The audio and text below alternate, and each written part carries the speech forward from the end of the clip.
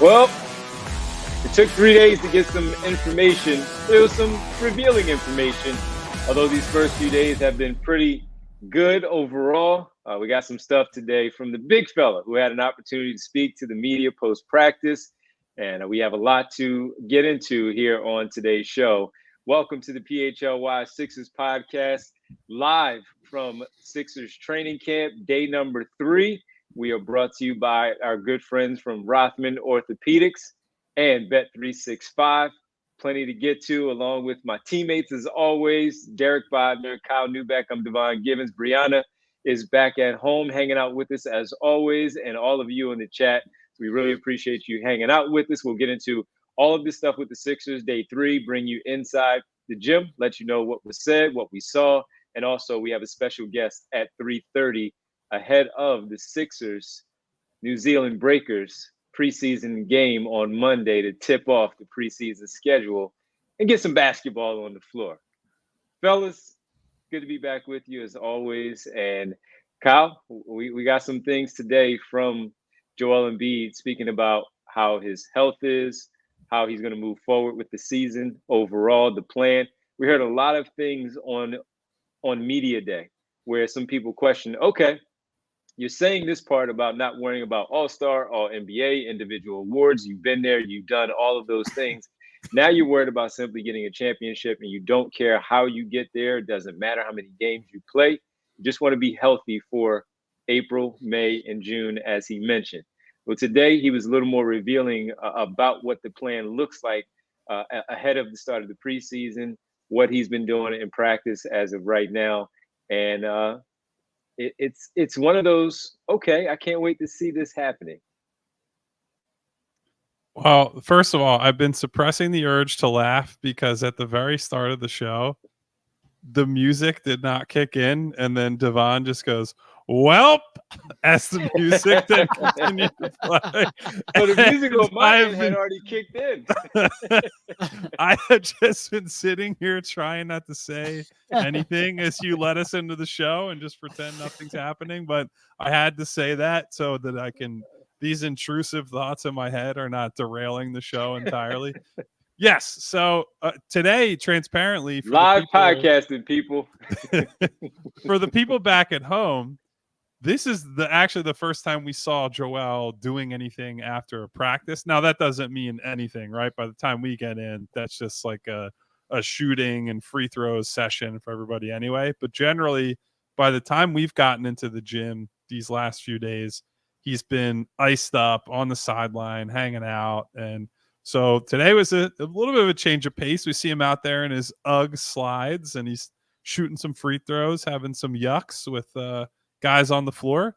But the big theme so far of this season, this preseason, I guess you would say, is that they are slow playing just about everything with Joel Embiid, right? And so what we have been told, what he reiterated today, is that he's not scrimmaging. He's not in the 5-on-5 stuff that they're doing. Now, that doesn't mean he's not practicing, but it does mean that he's really only going through the drills and the conditioning work, and they're taking things slowly. And obviously the most noteworthy thing, he was laughing about it, but there's probably some truth to it, at least a little bit, was saying, listen, they might have to slap me around a little bit to keep me off the floor this year. And this conversation about my workload, the games I play in, what I'm doing in practices, what I'm doing in the lead up to the season, I'm taking more of the directive from the team. And that this goes back to, as they were having discussions about his max extension, that was even during the contract negotiations, that was a cognizant part of what they're doing. And we certainly have heard already from Nick Nurse, from Daryl, from others, that that's part of the calculus with getting an Andre Drummond, right? Is not just the on-court production that he's offering, but a little bit of that peace of mind that I think Andre's presence offers to Joel, because that is one of the hardest things to get past, right? It's not only do you need someone who's good enough to try to win those minutes, you need someone that I think Joel believes in, because certainly he doesn't believe in Andre as much as himself, but I think he looks at Andre's track record He looks at the way he played while he was here, and he can point to that guy and say, yeah, I'm okay taking a night off. I'm okay if you play me, maybe 4 or 5 less minutes tonight and allow Andre to carry me a little bit. So I think everything we're hearing with Joel or from Joel, like we did today, is patience, patience, patience, slow play it. I talked to a couple Sixers staffers this week, one of whom compared how they're treating Joel to a quarterback in an NFL training camp, right? Like you put the red jersey on him, nobody hits him, you don't put him in harm's way. We'll see if we see any preseason games or reps for Joel against live competition. I, at this point, would express my skepticism that will happen. Yep. I saw Derek going, the wheels were already turning over there. Well, when we were out last night, and as I set the over under at 0.5, and a different media member says minutes or games, and I said yes. So, but that's a great illustration. If it's anything like what we saw from Jalen Hurts in practice in training camp, the preseason and all, you might want to get out there on the floor for a few. Yeah. So look, there's two sides of it, right? You want to have Joel at full sharpness, and it's hard to just say, hey, Caleb, hey, Paul George, hey, Reggie Jackson, all these other guys who are going to be playing with him for the first time. Here you go. Like you're not scrimmaging with them. You're not playing preseason games, open up the season. But I think this reflects the philosophy from Joel and the organization. Like, yes, the regular season matters. Yes, they're going to try to win as many games as possible. But if you get to April and Joel's body is compromised and you've overworked him and he's not ready to go on a 2.5, 3 month run, what was it all for? And so it starts on week 1 of training camp, week 1 of the new season. This is kind of where we're at. Yeah, and I see some people in the chat already saying, well, he's got to play some preseason. I will tell you, people with the team don't necessarily agree with that. Like, I think people, like, Daryl's been on the record saying that, like, preseason games like are borderline ridiculous. Get them rest, get them practice. That's more important than playing in the preseason. What they do in training camp, what they do in the days leading up to practice are as important as preseason, and it's a much more controlled environment. They're going to play it as cautiously as they need to. Like Kyle said, not to be ready for, October 23rd when they open the season, but to make sure he is good to go, in April, May, and June. And obviously that's no guarantee. I wish there was something anyone could do that would guarantee his health. That is not the world that we live in, but it is, I think, the right approach to take. Now, it is, I think, maybe if fans are going to get frustrated, it's not so much like, is this team humming on all cylinders when they open the season? That I don't think is a massive concern. The concern is we just have no real way to gauge how his knee is right now, where he is in the rehabilitation process, what kind of effects he's feeling after that surgery. Does he look better physically than he did in the Olympics? We have no way to gauge that, in part because we haven't really seen him do anything other than shoot free throws in Uggs, and in part because he hasn't even scrimmaged live yet. So I get that there would be some frustration. That doesn't mean that the tactic they're taking is wrong. It just means there is some understandable frustration in trying to figure out the best way to proceed forward on a tricky situation. And Kyle, you asked him about his knee, and he just said, we got to take it day by day, slow and steady, basically with where they go, as you have here for our thumbnail photo of Joel and the text there. But he just basically said he's okay, but right now they're just going to take it easy. And it was really interesting in saying protecting him from himself, that he's going to need them to protect him from himself because of how much he's a competitor. Keith Pompey asked that question, and he was just simply talking about having, the competitive nature that is within him and wanting to get out there and go ahead and play and go ahead and compete, and seeing those guys out there on the floor. And it's going to be really difficult to not get out there with them. And I kid when I bring up the Jalen Hurts part from what happened with training camp for the Eagles, no preseason games, gets to the regular season, and he can't stop turning the football over. In this case, it's totally different. We're talking about a franchise player who, as he says, has done everything individually, has won all the awards, has been recognized as one of the best players for a long time.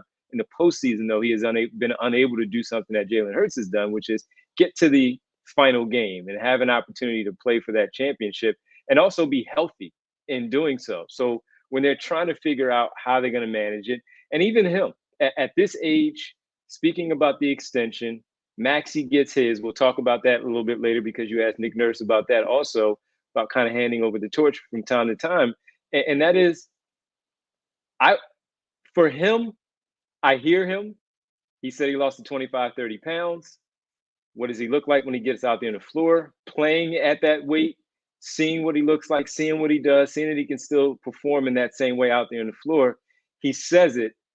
Now I want to see how it actually plays out. When we hear how ticked off maybe post game that he had to really pull their arm to let him lace him up and get out there on the floor, or he was really ticked off because they told him he actually had to sit down and how he managed it. So the fighting and the kicking and the screaming and the cursing each other out and telling him that he can't play, I want to see how it goes because, as Derek said, when we were getting ready for that New York Knicks series, just want to see the guy healthy for one postseason run.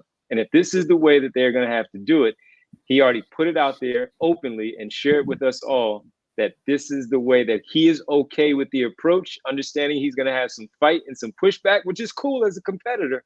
But now let's see him actually go out there and follow through with what he is sharing with us with these details.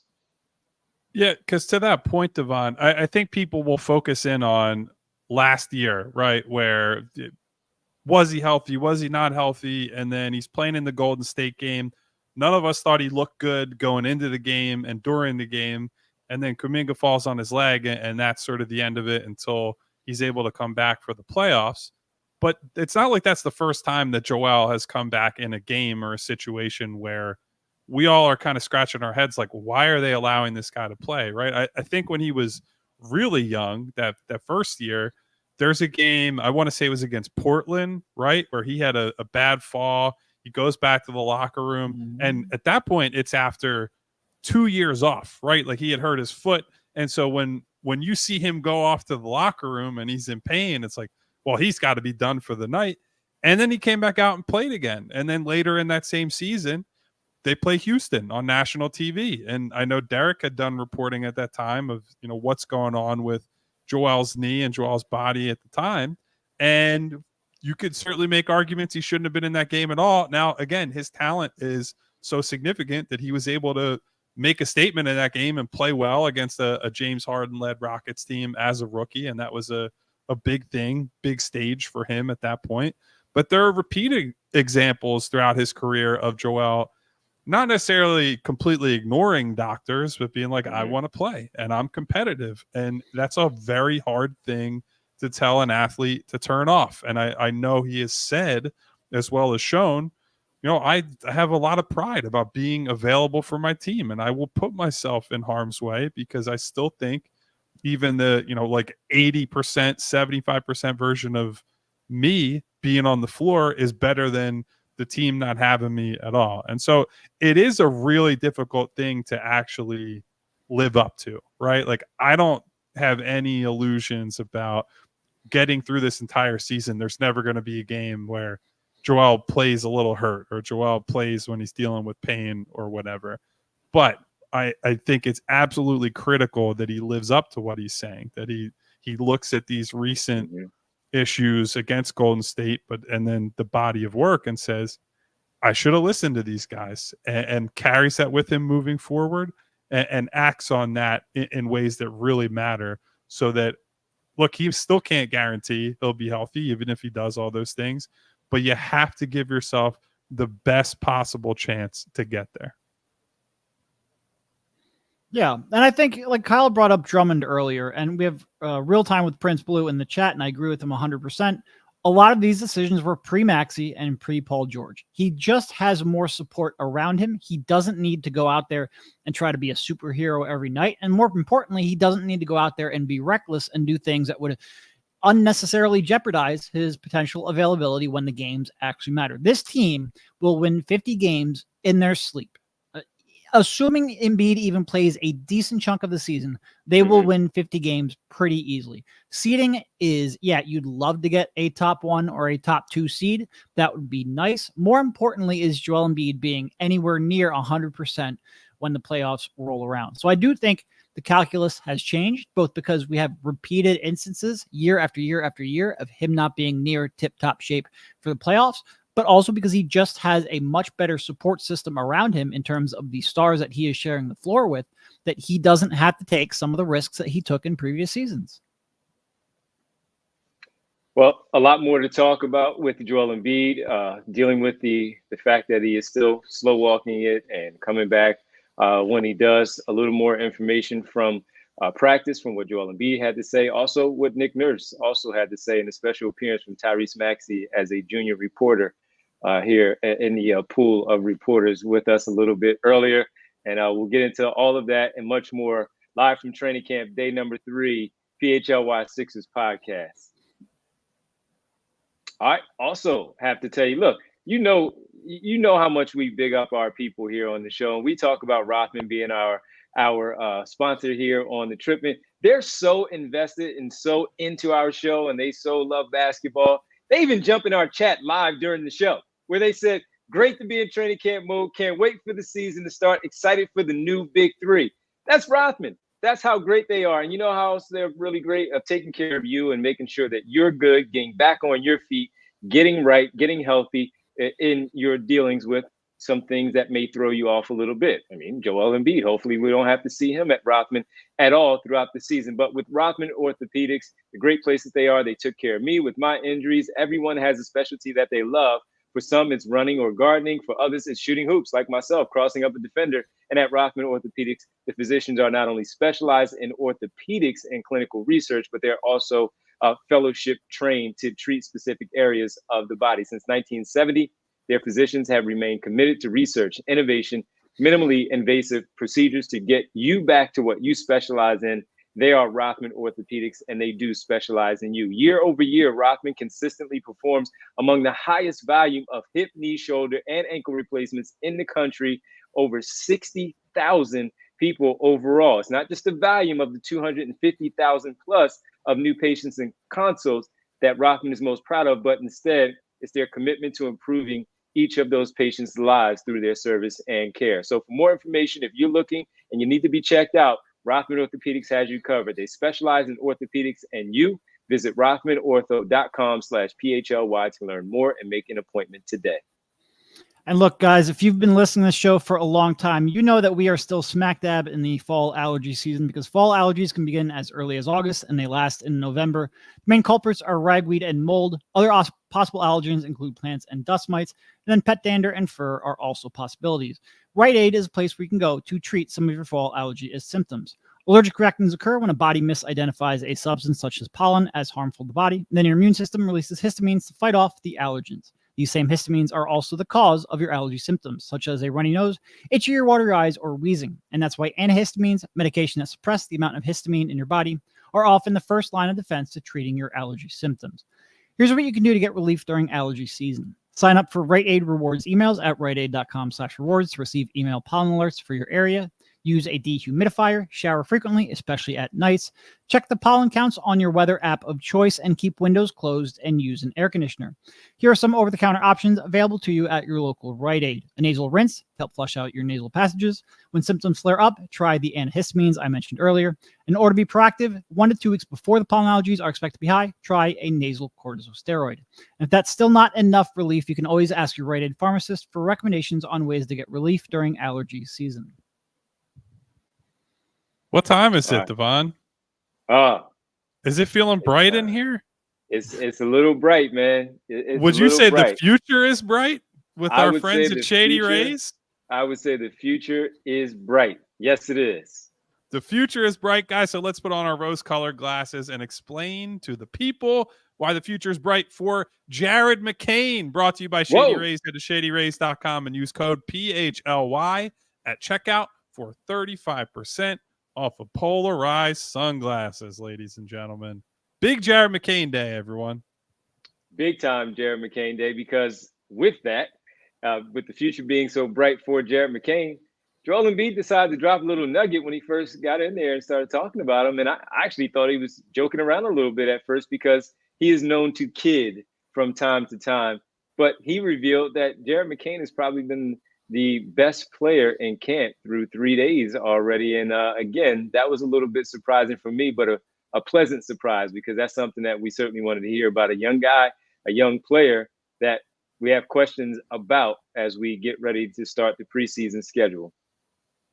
Yes. So I agree with you, Devon. At first, it was like, or am I taking what Joel is saying here at face value? Or is he trying to pump up a rookie a little bit? Is he just trying to get the young guy going, right? Like give him a little shot of confidence. And I think there's certainly a bit of skepticism with Jared after Summer League where it was up and down. And I'd say probably more down than up, quite frankly.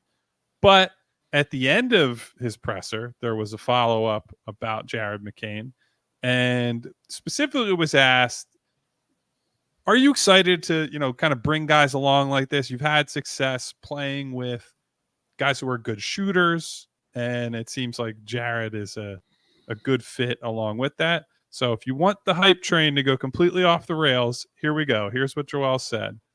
I saw the same thing with Tyrese.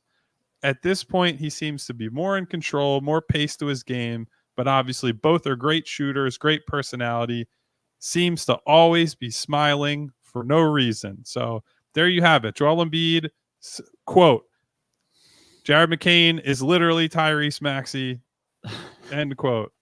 but really, it's like it's hard to get a read on any of this stuff, right? Because we are not in these practices quite yet, and we have to take them at their word. But we've said throughout the summer, I do think Jared McCain is in a great spot playing off of Joel Embiid because the things that he's not good at quite yet don't matter as much when Joel's dominating the ball and operating in the middle of the floor. And the floor spacing, the knack for getting to loose balls, the rebounding. Also, did we lose Devon again, Derek? I'm just looking at a frozen screen and making sure. He has not moved in quite a little bit. Yeah. There he goes. So then there were two.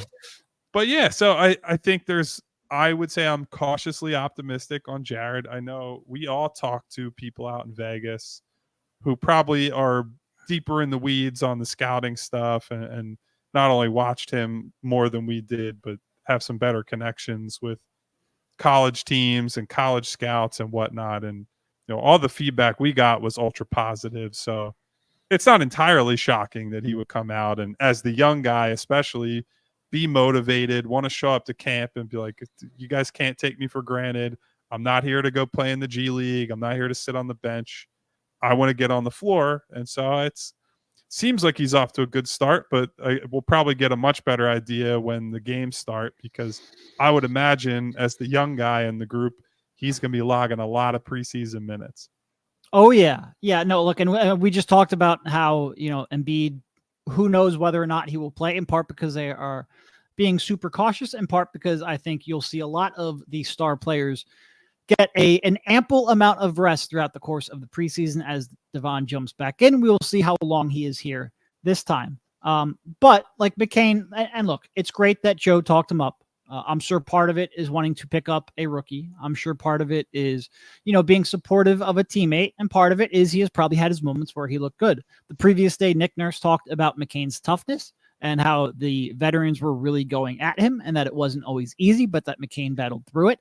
And now you see Embiid talking up his shooting. So you're seeing a little bit of, the different ways he can contribute on the floor.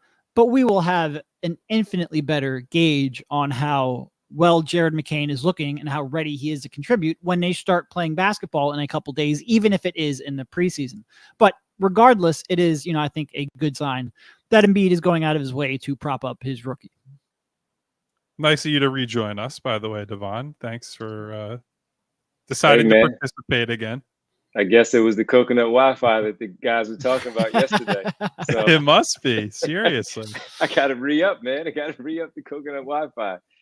But just missing out on what you guys were saying. But again, just going back to what Kyle and I said at the very top of thinking that he was kidding when he mentioned it, whether he was or was not, and pumping up a rookie overall. It is cool to hear because all the questions that we have had, and we still haven't seen anything from practice, any practice videos, any of that. Even when we get in there, basically his shooting drills are done. He's walking by us, getting ready to go into the treatment room and do a stretching and his post-practice things that he needs to do. It is good to hear that, though. And he mentioned how sorry again if I'm repeating anything because of my coconut Wi-Fi, but he mentioned how same thing that he felt with Tyrese Maxey, where he tried to uplift him when he was younger, and being the fact that he didn't want to set any expectations on Jared McCain, but he has a chance. So just putting his name out there and letting everybody know that, number one, he recognizes, of course, that he's there, and playing with different shooters that he has in the past overall, just pointing out that the guy has a chance in this league. The questions will remain until we see him on the floor, playing in some significant minutes, knocking down those shots, taking advantage of those minutes. And Nick Nurse is simply calling his number one and giving him the opportunity to get out there and seeing if he is out there with Joel Embiid on the floor, Embiid trusting him and passing him the basketball and helping to walk a rookie through certain things out there on the floor without holding his hands, because you simply cannot in a live action NBA game. So it was good to hear it. I can't wait to hear Jared McCain's thoughts on what Joel had to say. But we already know, as far as the smiling things with Maxey and even with Jared McCain so far, us being a summer league, even after poor shooting post game where we would be there with them, or even post a bad shooting performance in the summer league game, that smile was always on his face. And he talked about it at that time, that that's just something that's him, that he tries to get through. Was it the meditation that he says he likes to do from time to time when he's by himself and he wants to just sit there and meditate? He has his ways of getting ready for games, and we'll see if all of that does in fact translate to the basketball floor when his number is called by Nick Nurse. I did appreciate Joel when talking about McCain and Maxey. He was like, they're smiling all the time. What's the point of smiling if it's your default emotion? Smiling is supposed to indicate when you're having a good time or a good moment. If it's all your times, and it means nothing. I appreciated that from Joel.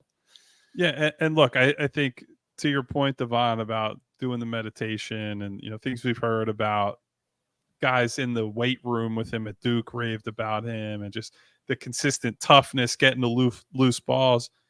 What you want to hear about a young player is that they're giving themselves every opportunity to be as good as they can be, right? You're not expecting a 19, 20, 21-year-old kid to come into the league and you're going to produce every night, right?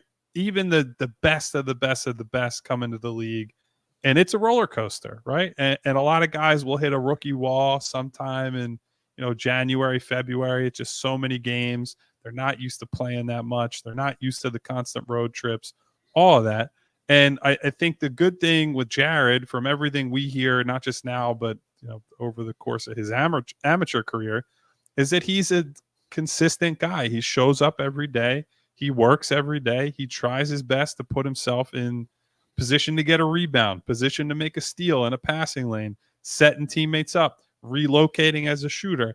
And the process is good and the talent is there. And so if you just keep stacking up good days, if you just keep trusting that you're putting in the work and you're putting in the reps, and you trust that at the end of the day, that in a lot of cases is what wins out in the NBA, right? We've seen plenty of guys who are prototype size, have all the raw talent in the world, and just don't put themselves in positions to be successful, and they flame out of the league. This is a kid who I think for all intents and purposes, from everything we hear, will get the most out of his abilities, whatever that looks like. And so I am not surprised that he would have a strong open to camp, especially when you consider he's playing against 38-year-old Kyle Lowry, who I'm sure Kyle is, while he's an apex competitor, Kyle is not ratcheting it up on day 2 and 3 of training camp. I can't imagine. I would think he's slow playing it a little bit. So good for Jared coming in with his hard hat on, and he's mixing it up. That's what we'd love to hear. All right, well, let's take a quick break. We come back because our guest is ready for us. When we come back, we'll get into our guests and talk about the upcoming start of the preseason with our special guest right here on the PHLY Sixers podcast. For that, I have to tell you guys about a game-changing product that you can use before a night out with drinks. It's called Z-Biotics Pre-Alcohol. Guys, let's face it, after a night with drinks, I just simply don't bounce back the way that I used to. You have to make a choice. At least I do. Can either have a great night or a great next day. You can't have both. That is until I found Z-Biotics Pre-Alcohol. Now, normally I would tell you about the great experiences I've had with Z-Biotics, and I've told you about things after Vegas that I tried this out and I've had these good nights. I'll tell you about last night. I did not take Z-Biotics. We did go out with some, let's say, other media members, some people from around the Sixers. I had a few drinks, and this morning I was feeling groggy. I wasn't feeling great. And I was just thinking to myself, after the quick bounce back that I have had taking Z-Biotics, why didn't I bring this with me to the Bahamas? Why am I feeling this way? Simply because I wanted to have a good time and hang out with people. Well, you don't have to make that call. You use Z-Biotics. You have one before your first drink. You're going to bounce back instantly the next day and then have a great next day. And that's what we're all looking for. It doesn't matter what the occasion is, vacations, weddings, birthdays, reunions, trips to the Bahamas for Sixers training camp. There's so much going on. Get the most out of your plans. Stock up on some pre-alcohol. Now go to zbiotics.com/PHLY Sixers to get 15% off your first order when you use PHLY Sixers at checkout. Pre-alcohol is backed with 100% money back guarantee. If you're unsatisfied for any reason, they refund you, no questions asked. Remember to head to zbiotics.com/PHLY Sixers. Use the code PHLY Sixers at checkout for 15% off. Thank you to Z-Biotics for sponsoring this episode and all of our good times. And as we get ready to speak to our guest in just a second, his team will be in town to take on the 76ers on Monday. And if you're looking for tickets to that game, you can go to our friends from Game Time. Game Time has a new feature called Game Time Picks that makes getting tickets for your favorite live events even easier. Filters out the fluff to show you incredible deals on great seats so you don't have to waste time searching throughout thousands of tickets there on the app. So you do that, you check out, see the team, the 76ers taking on the Breakers on Monday. You want to check out that team and see your new players jumping in here against the Breakers. See an old friend in Jonah Bolden. Game Time is the place for you. Curated deals make it easy to find the best price on great seats, the super deals, seat views before you buy so you can see exactly what you're looking at.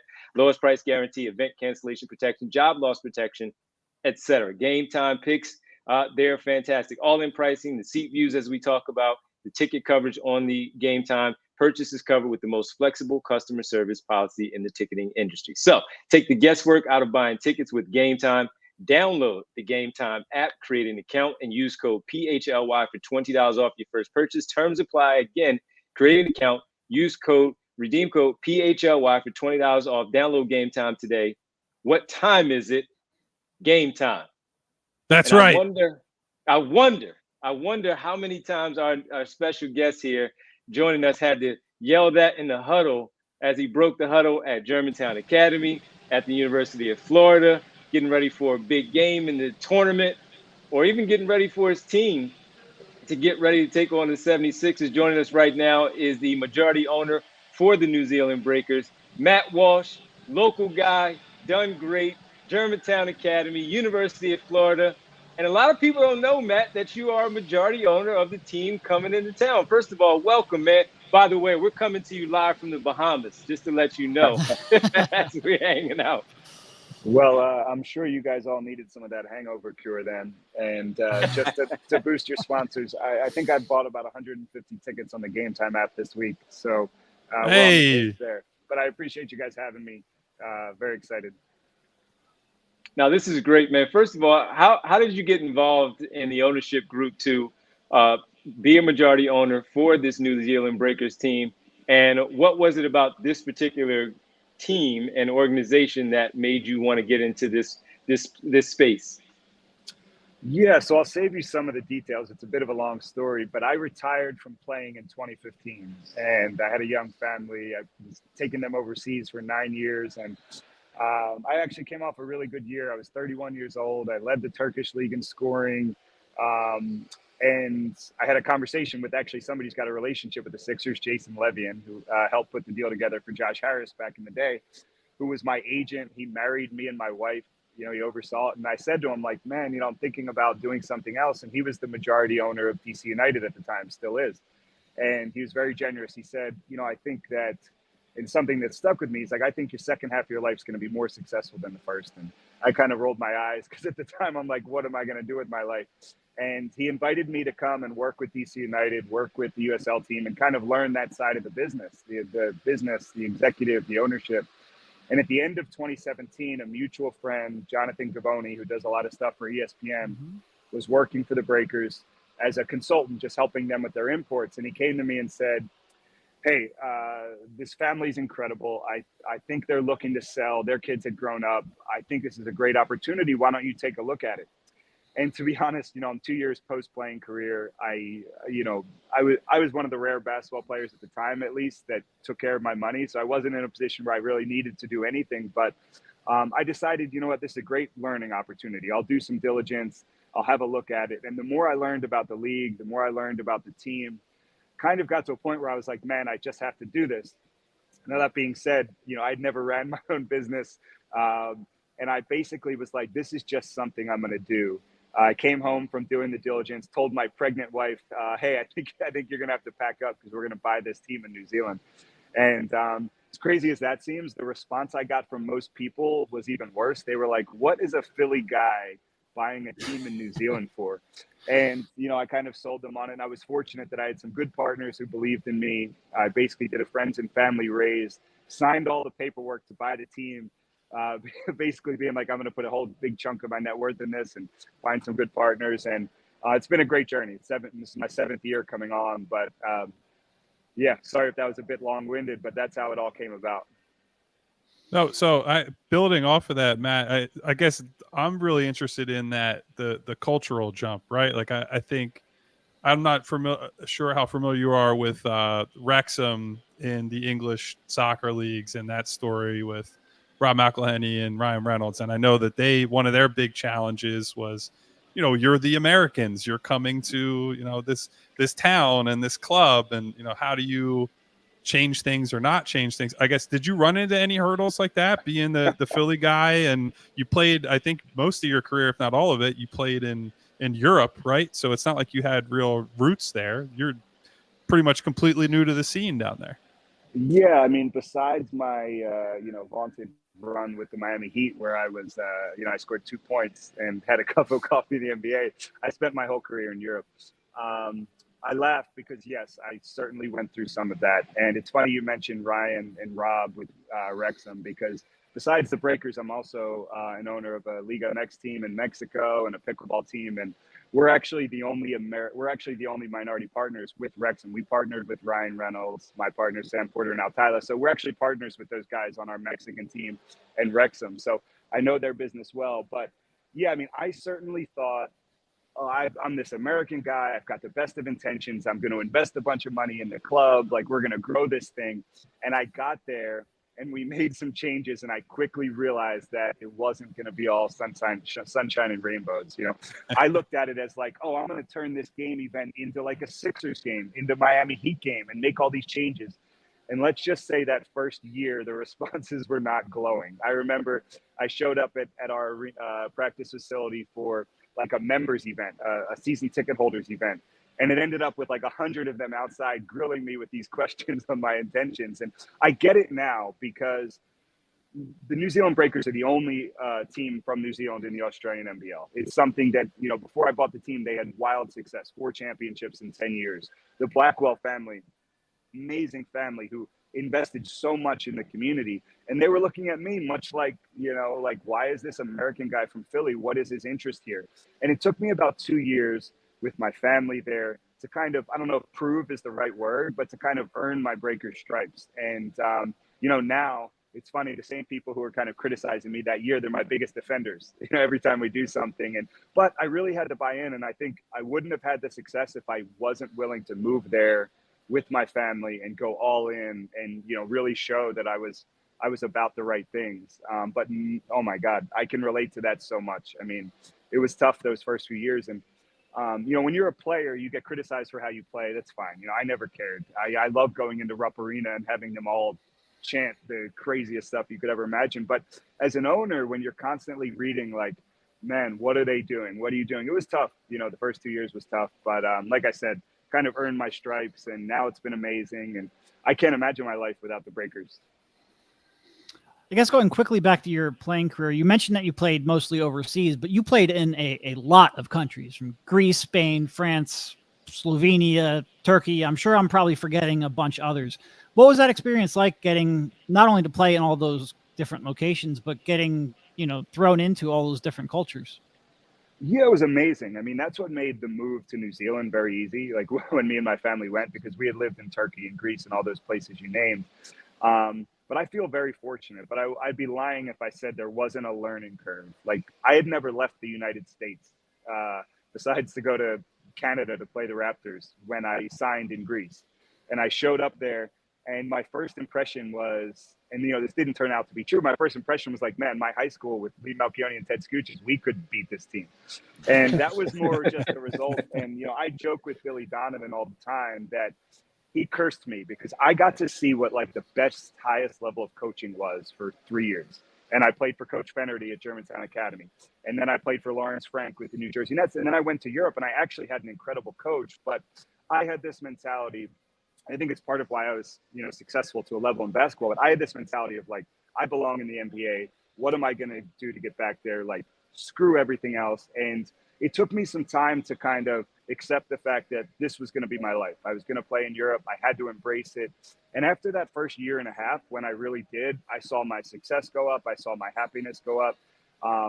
And now looking back, I think I'm the most fortunate person in the world. Like I got to live in Greece, Turkey, Spain, France, Italy, these amazing experiences. I have friends from all over the world.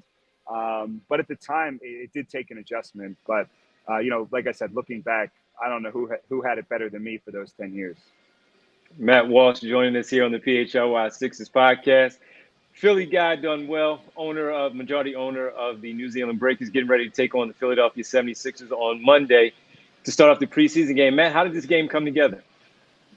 Yeah, so we're one of the unique teams. Like when I bought the team, I really wanted to cultivate the connection to the NBA. I looked at it as an opportunity to take the Breakers and make it like a real global brand. So this is going to be our 6th, 7th, and 8th preseason games over the last 5 years, which is pretty cool. And then we always try and go out and get a young player. Like we have Kareem Lopez, who's the #1 international prospect in the world on our roster. We've had 4 players drafted. So it's a big part of what we want to do. We kind of want the Breakers to be synonymous with playing NBA preseason games, with having guys drafted. So how it basically works is about a year in advance, I'll contact, NBA teams through the relationships that I have. And I'll say, hey, we're very interested in playing. Are there any dates that work? And typically the teams will come back and say either, hey, we're booked out for the next year, the next 2 years, let's talk about the future. Or they'll say, 2 or 3 days, the October 4th through 7th can work. Can you make that work?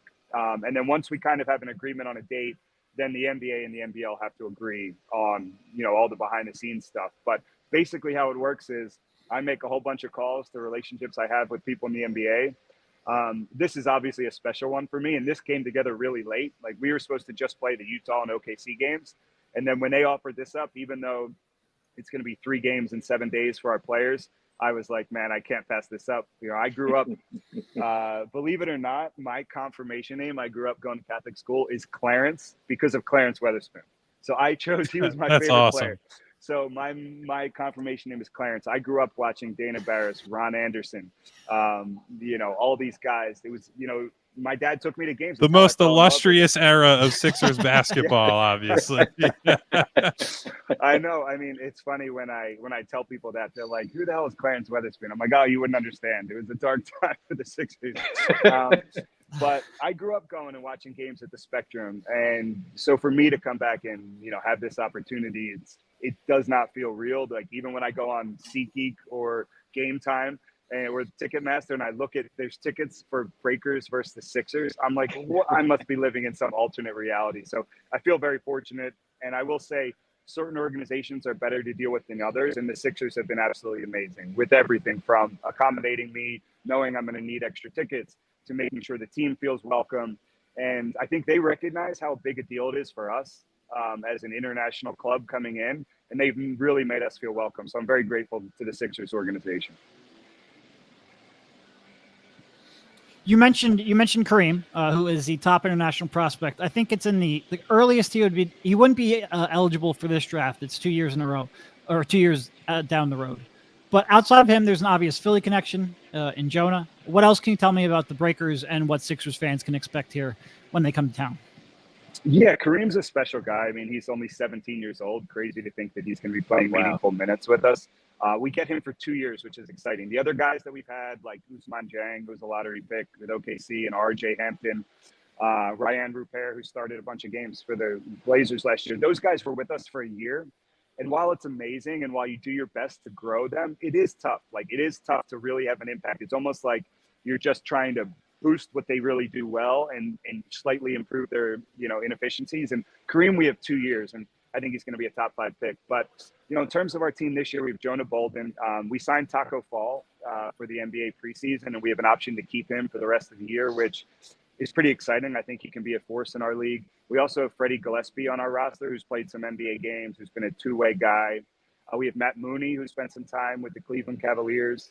And then we've got, some really good local players as well. Mojave King was drafted by the Indiana Pacers 2 years ago. Look, there's a talent gap. It's just the way it is. There's no better league in the world than the NBA. And I believe the NBL is the second best league in the world, top to bottom, especially with, all the other stuff that goes with it, production. But there's going to be a talent gap. So for us, when we come and play these NBA games, the Adelaide 36ers beat an NBA team a few years ago. For us, it's like, all right, look, let's continue to work on our stuff. Let's, really make it as competitive as we can. But we know that top to bottom, there's probably going to be 18 or 20 guys on the Sixers roster with training camp. It's going to be tough for us, especially, the Joel Embiids and Maxis and Paul Georges of the world. But we've got a really good team. We're 2-0 in the NBL. We've been a playoff team the last 2 years. So, we're going to do our best to give the fans in Philly a really good show.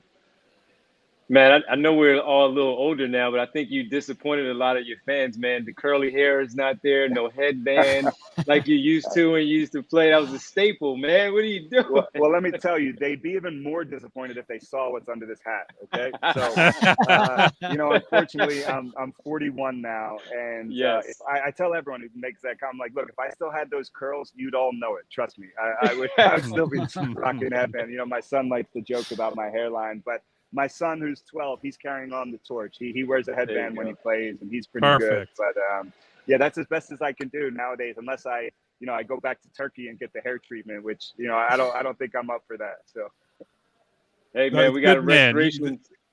We got a restoration sponsor here, man. We can go together. It's all good. Don't worry. We need a sponsor. Yeah. Let's get a sponsor to get us in there. Don't worry. Well, listen, I also know this about you, man, is that you are a basketball junkie, stepping into this new role that you're in as the majority owner, dealing with contracts and signing players, trying to set these games up and such. But you're also a basketball fan still, and you follow the NBA. What do you think about your hometown team overall? You mentioned Maxey, George, and Embiid. But just in general, the progression from Embiid's career to where they are right now, and I know you're getting ready to face off against them, but you still pay attention. What are your thoughts on this team? Yeah, I think it's safe if I give you the scouting report. Some NBA teams may not be willing to, but I think it's safe. No, I'm really excited for this season. I mean, obviously, as a Philly guy, I hate seeing Boston win. I'm friends with a lot of guys up there, Austin Ainge, and, I've got the relationships everywhere because of our next stars and our young guys, but I'd be lying if I wasn't like, oh my God, I got to watch Boston win another championship. So tell me about it, man. It's terrible. I know we're all speaking the same language here. And, sometimes I have to act like I've got no allegiances, but look, I'm a Philly guy. I grew up watching the Sixers, talking about some of those old guys. I think with the new big three, I think they've got a real chance. I was really excited I know you guys are down there in Bahamas, but see that Joel Embiid is talking about like, look, the whole focus this year is getting through the postseason. And obviously that's been an issue for the Sixers, is that the talent's been there, but for some reason we've kind of run out of gas. And I still say we, even though I'm going against you guys, because like I said, I'm a Philly guy. But I think when you can go in your offseason and you add a guy like Paul George, what else can you ask? And I think the ownership's done a really good job investing in the club. So I'm excited. I think they've got a real chance. My biggest thing, if I'm the Sixers going into this season, is that while the focus is going to be the postseason, it's how do you position yourself best in the regular season so that we don't have to go on the road for 2 or 3 rounds. So, I know that's always a balance and with rest nowadays, but, if I'm the Sixers, I'm thinking, okay, how do we get 2 or 3, home rounds? Because as we all know, Philly has the best fan base in the entire country. It is the big challenge, right? Where not because Boston is way up there, because the Knicks have now positioned themselves as they have all this talent. You want to make sure you're judicious with Joel, but then on the other hand, it's like if you can't keep pace with those guys, you go into round 2, you got to go play. If you play 7 games, you got to go to either one of the Gardens 4 different times and win at least 1 or 2 of those more than likely. So yeah, it's an interesting challenge. It's something we talk about not just all off season, but today. We're talking to Joel about kind of his approach to the long term and even just training camp, where he's not in scrimmages right now because they're treating him as more of the red shirt quarterback. Just like, hey, nobody can touch him. He's over by himself, and we'll worry about getting you up to speed when it's really go time. Yeah, it's interesting. We don't have that challenge because we have 29 regular season games this year. They added 1 from 28, and every game matters so much. It's a totally different game. I can't imagine managing 82 games. And to your point, probably, I'm not sure that they would say this publicly, but I think probably the thing that's most important to the Sixers and what they'd say is, let's just get Joel and everyone healthy for this, even if we have to go on the road. Kind of like that Miami Heat mentality, like when we're all good, we can beat anyone anywhere. But it's tough, man. Like you said, the 2 Gardens, if you have to go in there and win 4, total 4 out of 7, it just makes it a bunch harder. So, they have the best sports science people in the world. They know what they're doing. But what I would love to see as a selfish Sixers fan, and I won't be a Sixers fan Monday, but otherwise, I would just love to see us be healthy, get a 2 or 3 seed and really give it a good run, because like I said, man, everyone knows when you get to the postseason in Philly, there's absolutely nothing like it. I don't care. Like, I've been everywhere. I've seen everything. There's nothing like the Sixers or the Phillies or the Eagles when they're rolling in the postseason. Final one, man. Getting ready for this and seeing how the game is played now with your shooting ability that you had, of course, that took you from Germantown Academy to Florida, and again, all the years that you played professionally, you would really thrive in today's game with that outside shooting and the way that the 3-point volume is, the amount of threes are put up. How do you like how the game is being played now?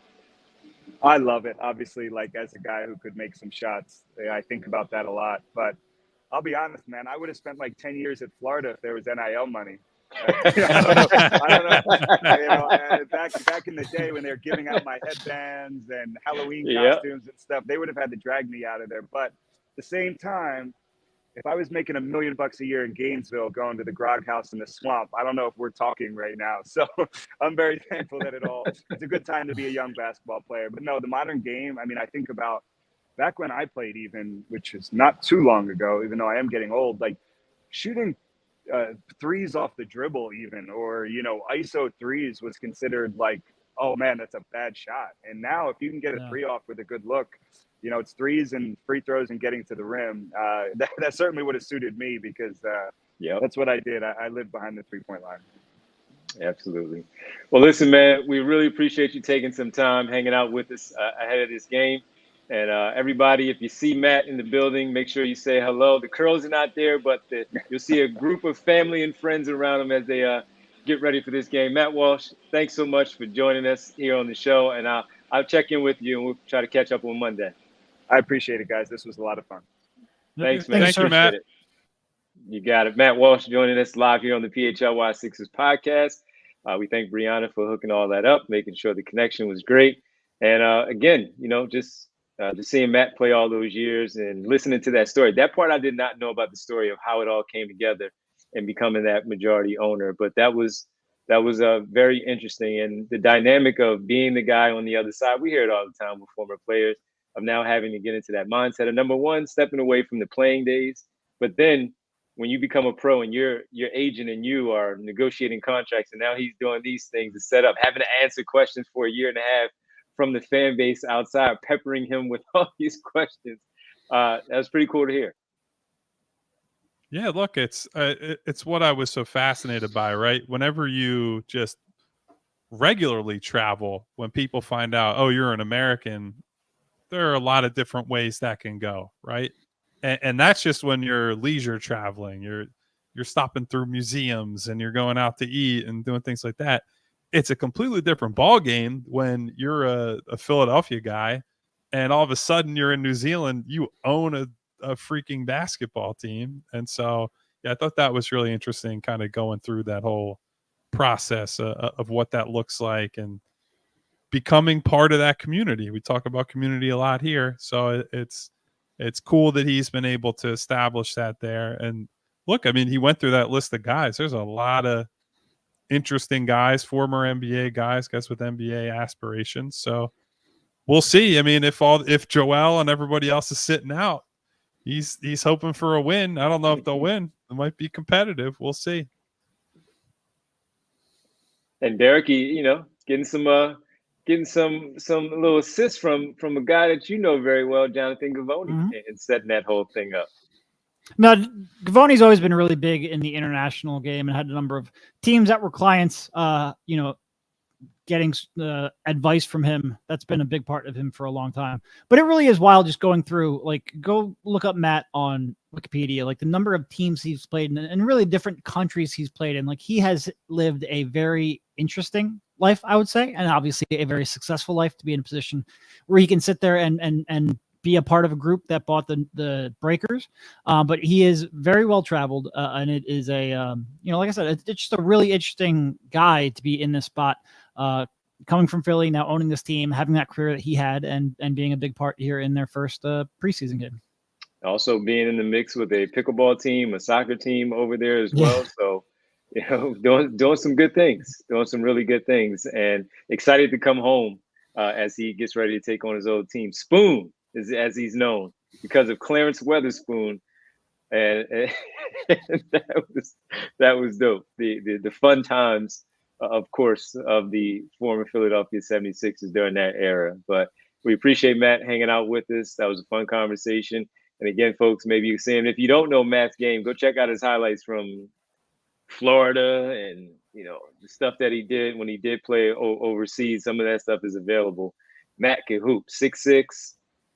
He could play against the best of them, and the shooting ability right now, Kyle, would just translate to today's game because of the stuff he's talking about. In his era, he could shoot the three, but you know what you do? Ball fake, step in, take that mid-range jumper if you're not going to the basket and knock it down. Oh no, now, you pull up in transition. Larry Brown was sitting you down. Like, that was not an option. Right. But yeah, I mean, listen, he's a 15 point a game guy in the SEC. Anybody that's at that level, pretty damn good basketball player. So it's cool when guys are able to make that transition from being a player to now he's on the ownership side, right? It doesn't work out that way for everybody, and I'm happy for Matt's success and that ability to stay around the game, stay in the game after his playing days are over. Absolutely. Well, we appreciate everybody hanging out with us for another day from training camp here live in the Bahamas. Joel Embiid info, Jared McCain getting some praise from Joel Embiid as well, and get a chance to talk to ahead of the preseason game against the Breakers and even how it came together. The majority owner, Matt Walsh, hanging out with us here on this Thursday show. We want to thank our presenting sponsors from Rothman Orthopedics and Bet365. It's now time for our world famous. It travels all the way to New Zealand, to Bahamas. Derek just said it. Let's get to it. Roll call, baby. Hello, and thank you to everyone who's here with us today and everyone who already left because they're just doing some fun things at home. Thank you for being here. Thank you, first and foremost, to my girl Winona. Thank you also to Brian Knight, to Eugene Ross, to Rick Morse, to Money Moore. What up, Gene? Money. To the hypothetical here. Man. To Jess with that purple heart. To hey, Jess. Chi. Who else we got here? We got Dave Dewar. We got BC. We got Remo K. We got a whole lot of people in here today. We got Flyers in 7. Here with us today. Love seeing the Flyers names in here. The Flyers people are very excited right now, man, and I'm happy for them. It's been a dark period up until this last 6 months or so. Mr. Sandman in the building with us today. Thank you for being here. Thank you to everyone who spent a little bit of time with us today. Sorry, Jess. I see you, Jess. Al, the 2-minute warning. Macbon with us today. Hit the subscribe button. Hit the bell icon so you get notifications each and every time we go live. Hit the thumbs up as a thank you to super producer Bree. We'll be back tomorrow, 3 p.m. See ya. See ya. We all silly like the mayor.